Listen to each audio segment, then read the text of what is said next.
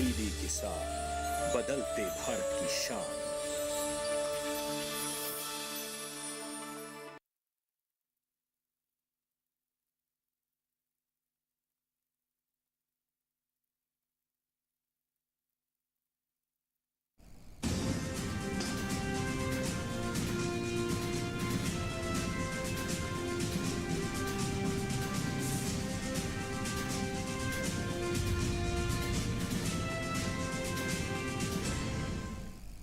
नमस्कार, किसान समाचार में आप सभी का स्वागत है। सबसे पहले मुख्य समाचार।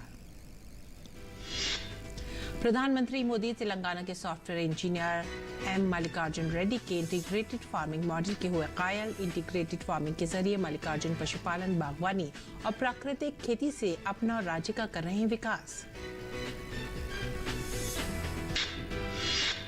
मछली पालन और मछली पकड़ने के जोखिम को कम करने के लिए फिशरीज सेक्टर में सरकार की बड़ी पहल। केंद्रीय मंत्री पुरुषोत्तम रुपाला ने दिल्ली में आयोजित एक कार्यक्रम में लाभार्थियों को वितरित किए चेक।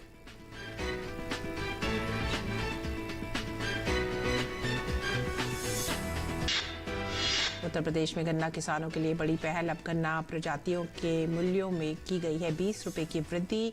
मुख्यमंत्री योगी ने कैबिनेट बैठक में लिया फैसला।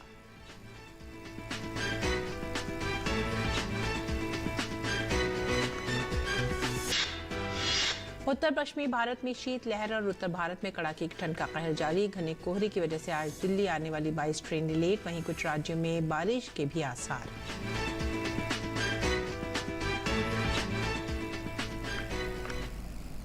खबरें विस्तार से। प्रधानमंत्री नरेंद्र मोदी ने विकसित भारत संकल्प यात्रा के लाभार्थियों से वीडियो कॉन्फ्रेंसिंग के जरिए बातचीत की। सबसे पहले प्रधानमंत्री की बातचीत करीमनगर तेलंगाना के किसान एम मल्लिकार्जुन रेड्डी से हुई, जो पशुपालन और बागवानी भी करते हैं। मल्लिकार्जुन रेड्डी बीटेक स्नातक हैं और खेती से पहले वे एक सॉफ्टवेयर कंपनी में काम करते थे।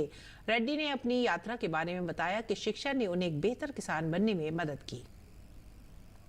मल्लिकार्जुन जी, आपने जैसे बताया कि आप एक इंटीग्रेटेड फार्मिंग करते हैं, थोड़ा इसका विस्तार से बताएंगे, इसका फायदा क्या हुआ है? इंटीग्रेटेड फार्मिंग सिस्टम में रेगुलर इनकम आता है, डेली इनकम आ रहा है सर मेरे को।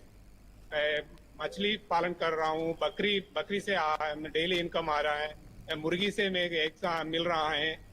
टोटल औषधि पौधों भी में पालन उगाए सर।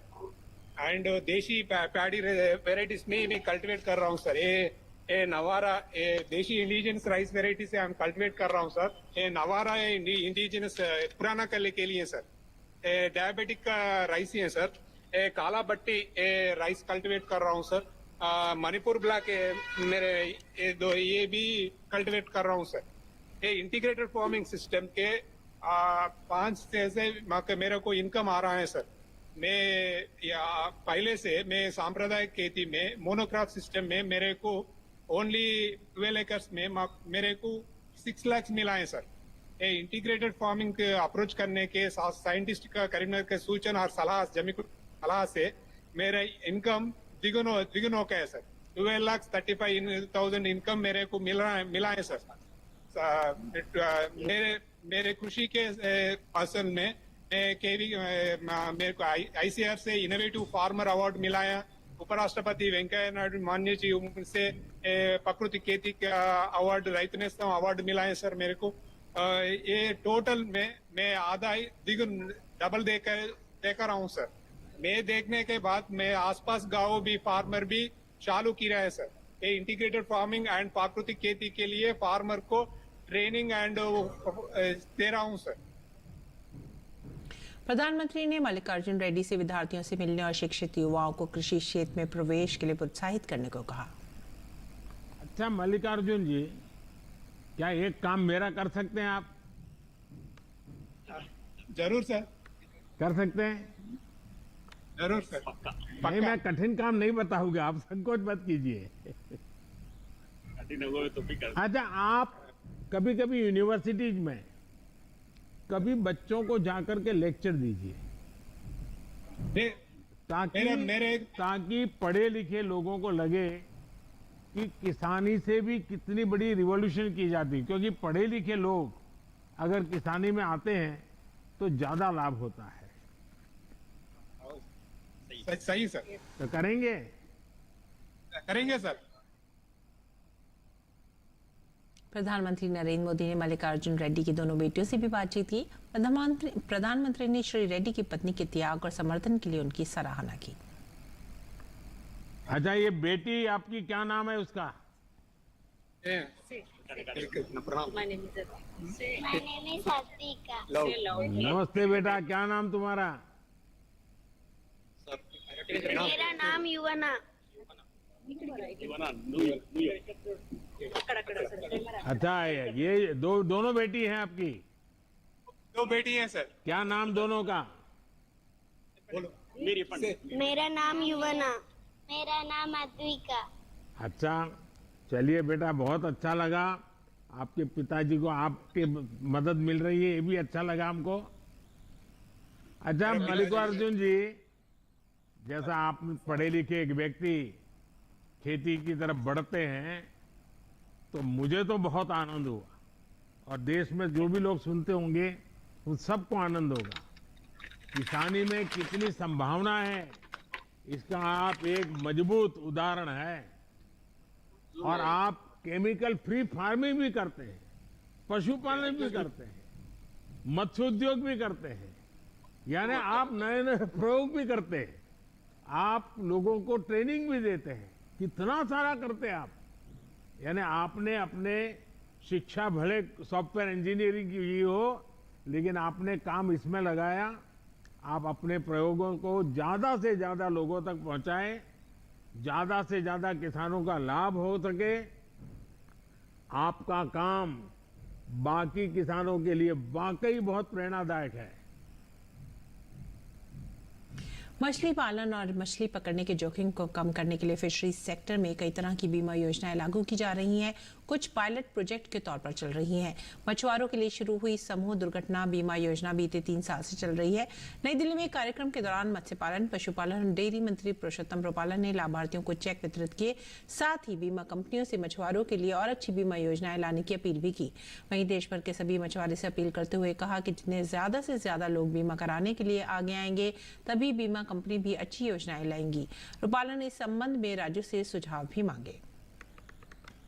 राज्य सरकारों का अपना अनुभव जो हो, राज्य सरकार से जो भी अधिकारीगण इधर मौजूद हैं, वो अपने अपने राज्य की ओर से भी हमें अपना वो भेजे, कुछ इसके इनपुट भेजे कि इस प्रकार की गाइडलाइंस हम चाहते हैं। और फिशरमैनों की ओर से भी जो भी इनके एसोसिएशन के मुखिया है, उन लोगों से भी मेरा अनुरोध है कि वो भी इनकी ओर से अपनी इंश्योरेंस के रिलेटेड डिमांड्स जो है वो हमारे सामने रखने का प्रयास करें। और हम बैंकर्स और बाकी इंश्योरेंस कंपनी वालों के साथ बैठ के हमारे ऑफिसर्स इसकी गाइडलाइंस बनाएंगे और इसको पब्लिकली भी हम रखेंगे। फिर भी आप उस पर अपना सुझाव पेश कर सकते हैं। और प्रधानमंत्री के आह्वान पर देश आत्मनिर्भरता के मार्ग पर तेजी से आगे बढ़ रहा है। स्वदेशी और वोकल फॉर लोकल मुहिम को मजबूत करने के लिए लगातार आयोजन किए जा रहे हैं। ऐसा ही एक पहल दिल्ली में स्वदेशी मेले का आयोजन है। इस मेले में कलाकारों, शिल्पकारों और छोटे उद्यमियों ने हिस्सा लिया। इस दौरान दर्शकों में बहुत ही उत्साह देखा गया। स्वदेशी उत्पादों और स्टार्टअप को बढ़ावा देने के उद्देश्य से राजधानी दिल्ली में स्वदेशी मेले का आयोजन हुआ। एक भारत श्रेष्ठ भारत की झलक पेश करते इस मेले में देसी उत्पादों के साथ साथ भारत की विविध सांस्कृतिक झलक भी देखने को मिली।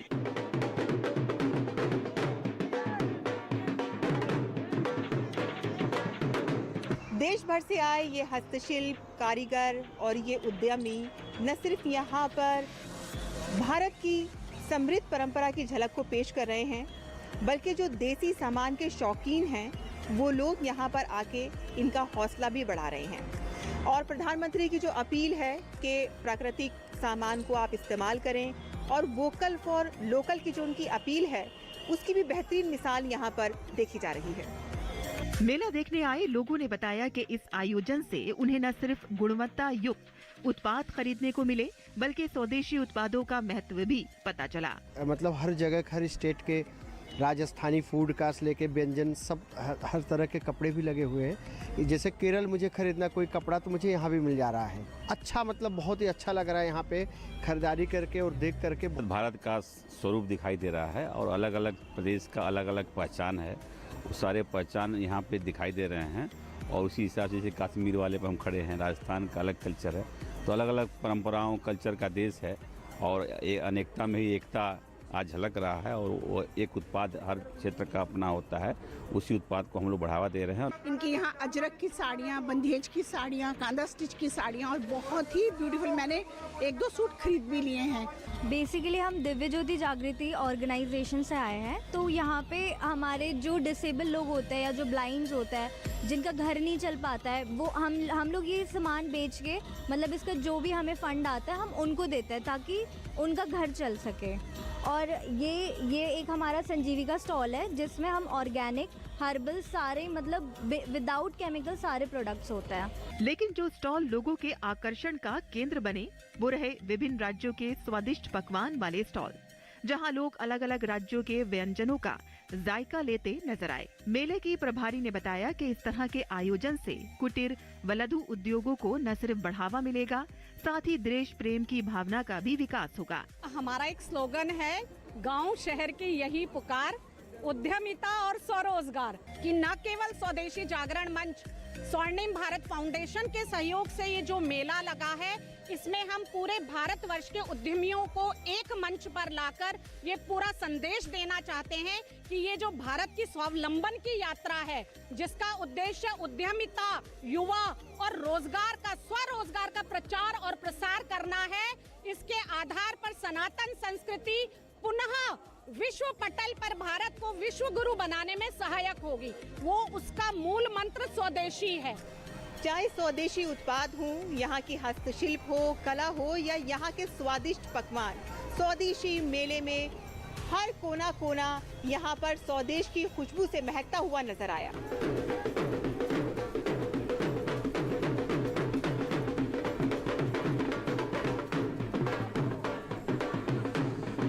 कैमरामैन उत्तम के साथ मैं साइमा खान, डीडी न्यूज, दिल्ली। और आगे बढ़ेंगे अगली खबर की तरफ। किसानों को जैविक और सहकारी खेती के लिए किया जाएगा प्रोत्साहित। किसानों की आमदनी बढ़ाने के लिए सरकार द्वारा कई प्रयास किए जा रहे हैं। ऐसे में अधिक से अधिक किसानों की आय को बढ़ाया जा सके, इसके लिए सरकार नई योजनाओं पर काम भी कर रही है। और इसी कड़ी में हरियाणा सरकार राज्य में कृषि व किसानों की प्रगति हेतु प्रदेश अब क्लस्टर मोड पर पायलट परियोजनाओं की रूपरेखा बना रही है, जिससे फसल विविधीकरण, सूक्ष्म सिंचाई योजना, पशु नस्ल सुधार व अन्य कृषि संबंधित गतिविधियों को बढ़ावा मिलेगा। इसके अलावा जैविक खेती, प्राकृतिक खेती व सहकारी खेती की ओर किसानों का रुझान बढ़ाने के लिए भी हरियाणा किसान कल्याण प्राधिकरण नई योजनाएं तैयार करने में लगा हुआ है। ये जानकारी हरियाणा के मुख्यमंत्री मनोहर लाल खट्टर ने किसान कल्याण प्राधिकरण की जनरल बॉडी की तीसरी बैठक के बाद दी।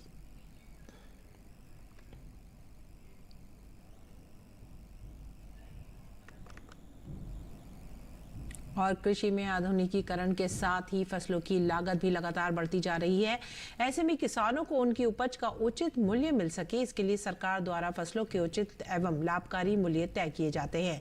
इसी कड़ी में उत्तर प्रदेश सरकार ने गन्ना पेराई सत्र 2023-24 के लिए गन्ने की विभिन्न प्रजातियों के लिए राज्य प्रमाणित मूल्य यानी MSP जारी कर दिया है। ये निर्णय 18 जनवरी को उत्तर प्रदेश के मुख्यमंत्री की अध्यक्षता में हुई मंत्री परिषद की बैठक में लिया गया है। किसानों की मांग और बढ़ती हुई लागत को देखते हुए सरकार ने गन्ने के मूल्य में वृद्धि की है। ये बढ़ोतरी गन्ने की समस्त प्रजातियों जैसे कि अगेती गन्ना, सामान्य गन्ना एवं अनुपयुक्त गन्ना के लिए की गई है। उत्तर प्रदेश सरकार ने सभी गन्ना प्रजातियों के मूल्यों में 20 रुपए की वृद्धि की है।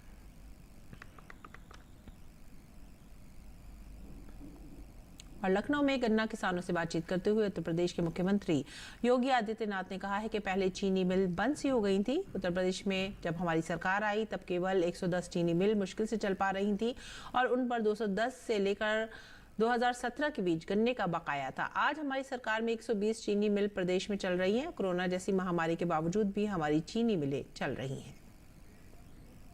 प्रदेश के अंदर जब हमारी सरकार आई तब केवल 110 चीनी मिलें बामुश्किल चल पा रही थी और उन पर भी सन 2010 से लेकर के 2017 के बीच गन्ना मूल्य का बकाया था। आज मैं कह सकता हूं, आज हमारी सरकार में 120 चीनी मिलें प्रदेश के अंदर चल रही हैं। कोरोना जैसी महामारी के बावजूद भी हम लोगों ने जब देश के अन्य राज्यों की और दुनिया के तमाम देशों में चीनी मिलें बंद हो गई, चीनी उद्योग तितर-बितर हो गया, उन स्थितियों में उत्तर प्रदेश मजबूती के साथ बिना डिगे, बिना हटे, बिना झुके अपनी चीनी मिलों को चला रहा है। और अब रुख करते पश्चिम बंगाल का, जहां पर किसानों के लिए आईएमडी की तरफ से कृषि सलाह जारी की गई है। किसान इन सलाहों का पालन करते हुए फसल नुकसान से बच सकते हैं और बेहतर उत्पादन हासिल कर सकते हैं। पश्चिम बंगाल को 6 कृषि मौसम क्षेत्रों में बांटा गया है। आईएमडी ने सभी अलग अलग कृषि मौसम क्षेत्रों को लेकर सलाह जारी की है। आलू के लिए सलाह जारी करते हुए कहा गया है कि वर्तमान में जो मौसम चल रहा है उससे आलू में लेड ब्लाइट रोग होने की संभावना है। ऐसे में आलू की लगातार निगरानी करते रहें। झुलसा रोग की रोकथाम के लिए मैंगोजेब 64% और सिमकोस्नाइल 8% 2.5 ग्राम प्रति लीटर पानी के साथ मिलाकर छिड़काव करें। और अब नजर डालते हैं मौसम पर। मौसम विभाग के अनुसार अगले 2 दिन के दौरान उत्तर पश्चिम भारत में मैदानी इलाकों में शीतलहर जारी रहने की संभावना है। पंजाब, हरियाणा, हिमाचल प्रदेश और उत्तरी राजस्थान के कुछ हिस्सों में शीतलहर की स्थिति बनी रहेगी। मौसम विभाग के अनुसार पंजाब और हरियाणा के कई हिस्सों में न्यूनतम तापमान 3 से 6 डिग्री सेल्सियस और दिल्ली के अधिकांश हिस्सों में 7 से 10 डिग्री के बीच रहने का अनुमान है। मौसम विभाग ने बताया कि अगले 2 दिनों के दौरान उत्तर भारत में घना कोहरा छाए रहने की भी संभावना है। पंजाब, हरियाणा, पश्चिमी उत्तर प्रदेश, उत्तराखंड और उत्तरी राजस्थान में रात और सुबह के समय कुछ घंटों तक घने कोहरे की स्थिति बनी रहने की संभावना है। और इस बीच मौसम विभाग ने एक तस्वीर साझा करते हुए बताया है कि शुक्रवार को सुबह 5:30 बजे पंजाब और पश्चिमी राजस्थान के कई हिस्सों में बहुत घना कोहरा देखा गया। वहीं हरियाणा, चंडीगढ़ और दिल्ली के कई हिस्सों में भी घना कोहरा छाया रहा। उत्तराखंड, पूर्वी उत्तर प्रदेश, बिहार, झारखंड और ओडिशा के अलग अलग इलाकों में कोहरा छाया रहा। कोहरे के कारण लोगों को आवाजाही में मुश्किलों का सामना भी करना पड़ रहा है। सरकार किसानों को कई प्रकार की फसलों की खेती पर सब्सिडी प्रदान करती है ताकि किसान सब्सिडी का लाभ उठाकर अपनी आय को बढ़ा सकें। सरकार ये सुनिश्चित करने की कोशिश कर रही है कि किसान पारंपरिक खेती के साथ साथ नकदी फसल को भी खेती करें ताकि वे अधिक से अधिक मुनाफा कमा सकें। इसी कड़ी में यूपी सरकार ने किसानों के लिए पान विकास योजना शुरू की है। इसके तहत किसानों को पान की खेती पर 50% सब्सिडी दी जाती है। पान की खेती पर सब्सिडी देने के पीछे सरकार का उद्देश्य देश में पान का उत्पादन बढ़ाने के लिए किसानों को प्रोत्साहित करना है। इस योजना के लाभ के लिए किसान भाइयों को ऑनलाइन रजिस्ट्रेशन भी कराना होता है। www.upagriculture.com पर लॉगिन करने पर आपको सभी जानकारी दी जाती है। और अब बात करते हैं मंडी भाव की। देखते हैं क्या रहा देश भर की मंडियों में भाव।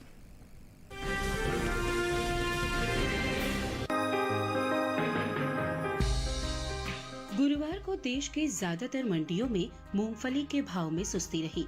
इसके भाव की बात करें तो ध्रोल, राजकोट और कुश्तगी मंडी में भाव घटे। वहीं गाजियाबाद मंडी में इस दौरान मूंगफली के सौदों में कोई फेरबदल देखने को नहीं मिला। आवक की बात करें तो इन दिनों अधिकांश कृषि उपज मंडियों में मूंगफली की आवक सामान्य देखने को मिल रही है।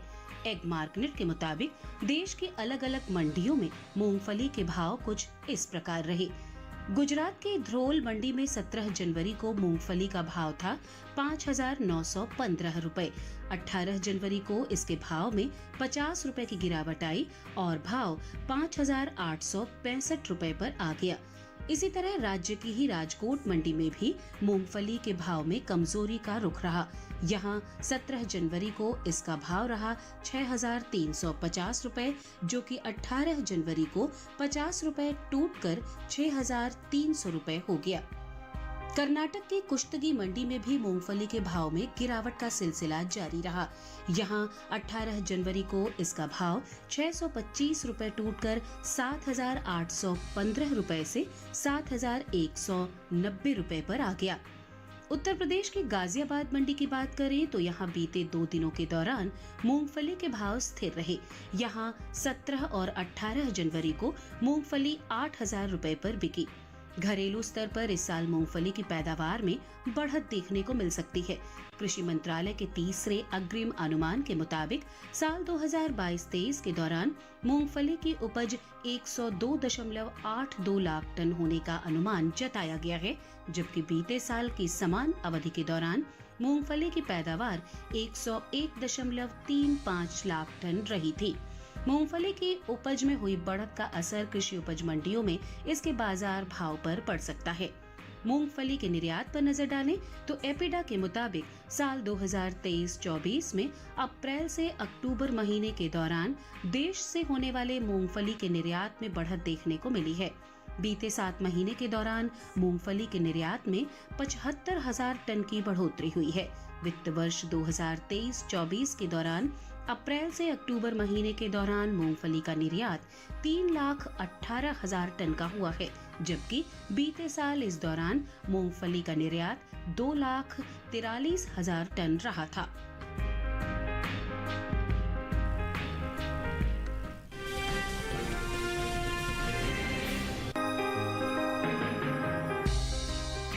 कृषि उपज मंडियों में अरहर की आवक सामान्य बनी हुई है। भाव पर नजर डालें तो गुरुवार को ज्यादातर कृषि उपज मंडियों में अरहर के सौदों में उतार चढ़ाव के साथ कारोबार हुआ। एक मार्केट के मुताबिक गुजरात की दाहोद मंडी में 17 जनवरी को अरहर का भाव रहा 8,000 रुपए। 18 जनवरी को इसके भाव में कोई बदलाव देखने को नहीं मिला और भाव 8,000 रुपए पर बना रहा। वहीं राज्य की ही राजकोट मंडी में इस दौरान अरहर के सौदों में नरमी के साथ कारोबार हुआ। यहां 17 जनवरी को अरहर का भाव था 9,250 रुपए। 18 जनवरी को इसके भाव में 100 रुपए की गिरावट आई और भाव 9,150 रुपए पर आ गया। जबकि महाराष्ट्र की जलकोट मंडी में 17 जनवरी को अरहर का भाव रहा 8,621 रुपए, जो कि 18 जनवरी को 160 रुपए की मजबूती के बाद 8,781 रुपए हो गया। वहीं उत्तर प्रदेश की गाजियाबाद मंडी में अरहर के भाव स्थिर रहे। यहां दोनों दिन 17 और 18 जनवरी को अरहर का भाव 9,100 रुपए पर टिका रहा। बात अरहर की पैदावार की करें तो घरेलू स्तर पर खरीफ अरहर की पैदावार बीते साल के मुकाबले इस साल लगभग बराबर देखने को मिल सकती है।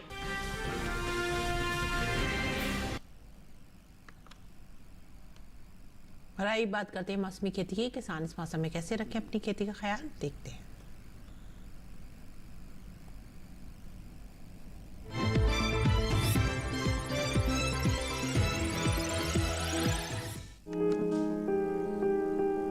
दक्षिणी गुजरात के किसान इस समय गन्ने की रुपाई के लिए खेत तैयार करें। खेतों में नमी का ध्यान रखें और उनकी गहरी जुताई करें। दक्षिणी गुजरात में ही दलहनी फसलों में निराई गुड़ाई करें। इसके साथ ही उनमें जरूरत के अनुसार सिंचाई करें। इसके अलावा यहाँ के किसान इस समय तैयार भिंडी, बैंगन, टमाटर, मिर्च, परवल और कुंदरी की तुड़ाई करते रहें। दक्षिणी गुजरात में ही जिमीकंद और अरबी की खुदाई भी कर लें। अरहर को कीटों से बचाने के लिए खेतों के चारों ओर गेंदे की बुआई कर सकते हैं। मध्य गुजरात के किसान इस समय केले के खेतों में निराई गुड़ाई का काम करें। इसके साथ ही यहाँ मिर्च, टमाटर, बैंगन और भिंडी जैसी सब्जियों को कीटों के प्रकोप से बचाएं। यहीं काबुली चना, गेहूं, अरहर और केले में जरूरत के अनुसार सिंचाई करें। मध्य गुजरात में ही इस समय कपास की चुनाई के अलावा मिर्च और टमाटर की तुड़ाई करें। उत्तरी गुजरात के किसान इस समय सरसों, चना, काबुली चना और गेहूं को कीटों और रोगों से बचाएं। इसके साथ ही सौंफ और जीरा के खेतों में निराई गुड़ाई करें। इसके साथ ही यहाँ आलू के खेतों में हाथों से निराई करें। उत्तर गुजरात में ही तैयार शरीफे की तुड़ाई करें। इसके अलावा यहाँ अनार के नए पौधों को सहारा दे। वहीं हरियाणा के किसान इस समय गेहूं में जरूरत के अनुसार सिंचाई और उर्वरक का छिड़काव कर सकते हैं। इसके अलावा यहाँ सरसों और बरसेत में भी सिंचाई करें। हरियाणा में ही किसान अधिक उपज पाने के लिए नियमित अंतराल पर कद्दू वर्गीय सब्जियों और टमाटर, मिर्च, बैंगन और भिंडी जैसी अन्य सब्जियों की तुड़ाई करें।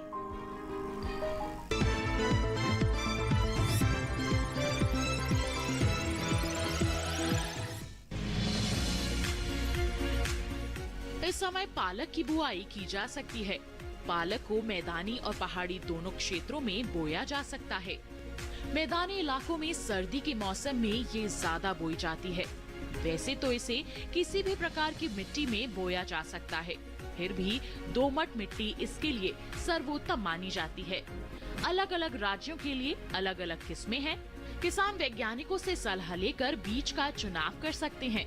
अच्छी नमी से बुआई करने पर तुरंत सिंचाई की जरूरत नहीं पड़ती। फिर भी बुआई के 8 से 10 दिन बाद सिंचाई करना आवश्यक है। इसके बाद 10 से 15 दिन के अंतराल पर सिंचाई करते रहें। पत्तियों की हर कटाई के बाद सिंचाई करना ना भूलें। खरपतवार नियंत्रण के लिए बोने के 15 से 20 दिन बाद पहली निराई गुड़ाई कर दें। पालक के लिए 2 से 3 बार निराई गुड़ाई करनी चाहिए। पत्तेदार सब्जियों में आमतौर पर बीमारी नहीं लगती, फिर भी अगर बीमारी लग जाए तो कटाई के बाद दवा छिड़कें ताकि पत्तियों पर दवाई का असर ना हो। वैसे पालक में सर्कोस्पोरा लीफ स्पॉट और डंपिंग ऑफ जैसी बीमारियों की आशंका रहती है। लीफ माइनर, चैंपा, माहू और इल्ली जैसे कीट पालक की पत्तियों को नुकसान पहुंचा सकते हैं। बचाव के लिए विशेषज्ञों की सलाह पर उचित दवाएं छिड़कें। ध्यान रखें कि फसल में किसी भी प्रकार की दवा का छिड़काव करने से पहले कृषि विशेषज्ञों से सलाह जरूर लें।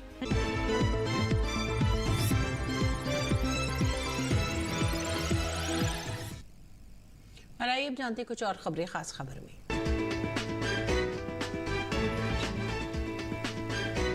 श्री राधा रानी की नगरी वृंदावन इन दिनों कृष्ण नहीं बल्कि राममय हो चली है। 22 जनवरी को श्री अयोध्या धाम में श्री रामलला की प्राण प्रतिष्ठा से पहले जगह जगह पर वृंदावन में स्वागत के बैनर सज चुके हैं।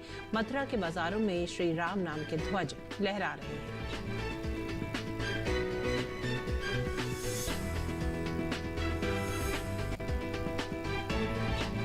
वडोदरा के हाड़ी तालाब में गुरुवार को पेश आए बोट हादसे के बाद मुख्यमंत्री भूपेंद्र पटेल राहत और बचाव कार्य का निरीक्षण करने के लिए वडोदरा पहुंचे। मुख्यमंत्री ने हॉस्पिटल जाकर उपचाराधीन बच्चों का हालचाल जाना और इन बच्चों के त्वरित उपचार के लिए अधिकारियों को निर्देश दिया। प्रकाश जावड़ेकर ने कहा है कि सरकार ने गरीबों को अगले 5 साल तक मुफ्त चावल देने का फैसला किया। उन्होंने बताया कि लगभग 1.5 करोड़ मलयाली लोगों को अब विभिन्न केंद्रीय योजनाओं से मदद मिल रही है। मध्य प्रदेश के पूर्व मुख्यमंत्री शिवराज सिंह चौहान ने कोट्टयम जिले के चिंगवनम टाउन में विकसित भारत संकल्प यात्रा के तहत एक कार्यक्रम का शुभारंभ किया। कार्यक्रम में वरिष्ठ बैंक अधिकारियों, प्रमुख भाजपा नेता और कार्यकर्ताओं के साथ ही बड़ी संख्या में स्थानीय लोगों ने भी भाग लिया। शिक्षा मंत्रालय ने देश भर के कोचिंग इंस्टीट्यूट्स के लिए गाइडलाइंस जारी की हैं। इसके तहत अब कोचिंग इंस्टीट्यूट 16 साल से कम उम्र के बच्चों को एडमिशन नहीं दे सकेंगे। इसके अलावा भ्रामक वादे करना और अच्छे नंबरों की गारंटी देने पर भी पाबंदी लगा दी गई है। क्रूड ऑयल की कीमतों में भारी उतार चढ़ाव बना हुआ है। इंटरनेशनल मार्केट में ब्रेंट क्रूड ऑयल आज $78.20 प्रति बैरल के लेवल पर ट्रेड कर रहा है। सहारा निवेशकों का फंसा पैसा उन्हें वापस मिलने लगा है। सहारा में फंसे निवेशकों को उनका फंड वापस दिलाने के लिए केंद्र सरकार ने सहारा रिफंड पोर्टल की शुरुआत की है। नागरिक उड्डयन मंत्री ज्योतिरादित्य सिंधिया ने कहा है कि 2030 तक देश में हवाई यात्रियों की संख्या बढ़कर दुगनी यानी 300 मिलियन 30 करोड़ हो जाएगी। केंद्रीय गृह मंत्री अमित शाह ने शिलांग में युद्ध स्मारक पर पुष्पांजलि अर्पित की। इसके साथ ही आप हमारी पूरी टीम को दीजिए आज्ञा। नमस्कार।